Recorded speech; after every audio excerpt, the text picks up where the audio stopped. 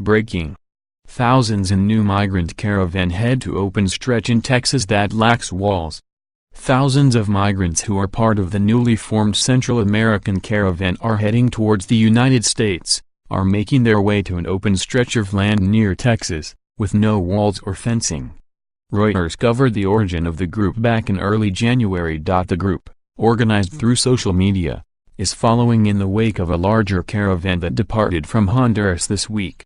On Wednesday morning, between 900 and 1,000 Hondurans gathered at the country's border with Guatemala, waiting to cross en route to the United States, local police chief Jorge Rodriguez told Reuters. Several hundred Honduran migrants already entered Guatemala on Tuesday, according to activists traveling with them. Caravans from Central America have inflamed the debate over U.S. immigration policy, with Trump pointing at the migrants to try to win backing for his border security plan. Mexican authorities in two border states announced the arrival of nearly 2,000 Central American migrants who are part of a caravan headed for the border cities Piedras Negras and Nuevo Laredo. The area between those two municipalities does not feature any type of fencing or barriers like the ones a previous caravan encountered in California. State officials in Coahuila announced the arrival of more than 1,700 members of a migrant caravan that recently left Honduras. They are slated to be ferried by bus to the Texas border.